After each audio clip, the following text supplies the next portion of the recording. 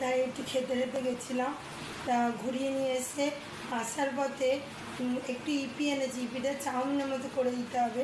তা চলো কী করে করি তোমাদের দেখাই। এর মধ্যে ইপি আনা হয়েছে, এর মধ্যে দিয়েছি আলু, ক্যাপসিকাম, গাজর, পেঁয়াজ কুচি, কাঁচা লঙ্কা, টমেটো, এইগুলো দিয়ে আমি ভালো করে একটু নাড়াচাড়া করছি। একটু ভাজা ভাজা মতো হলে বা আলুটা একটু সিদ্ধ সিদ্ধ হয়ে গেলে এর মধ্যে একটু নুন, হলুদ, যা যা মশলা দেওয়ার দিয়ে দেবো। আর ততক্ষণ আমি ইপিটাকে ছাড়িয়ে একটা পাত্রে নিয়ে নেবো।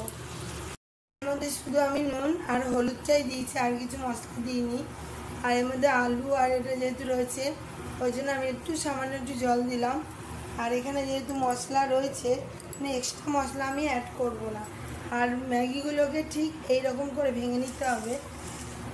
এর মধ্যে আমি সব ম্যাগিগুলো দিয়ে দিলাম,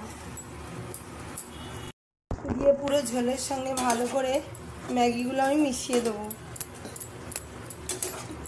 মশলাটা দেবো লাস্টে।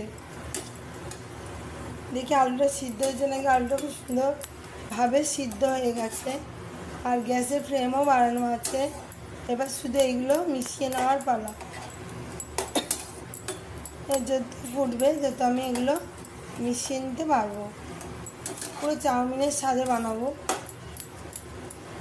এগুলো মিশিয়ে যেই যেতে থাকবে তখন আমি মশলাগুলো অ্যাড করে দেবো।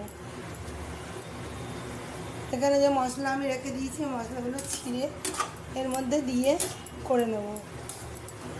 পুরো চাউমিনের মতো দেখতেও হবে আর খেতেও হবে। আমি সব অ্যাড করে দিয়েছি, এবার ভালো করে এটা মিশিয়ে নেব। চারিদিক দিয়ে আমি ভালো করে মিশিয়ে দেখো পুরো চাউমিনের মতো দেখতে লাগছে, আর কালারটাও কিন্তু এরকম লাগছে। মিশিয়ে নিলাম, ব্যাস হয়ে গেল আমার চাউমিন, ম্যাগি দিয়ে চাউমিন।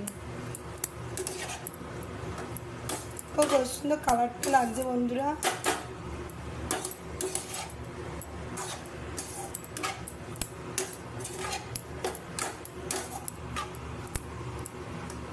এবার আমি পাত্রে ঢেলে নেব।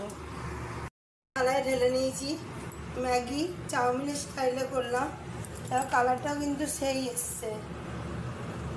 আর একটা রয়েছে এমনি নর্মাল করবো। তো চলো ছেলেকে দিয়ে আসি।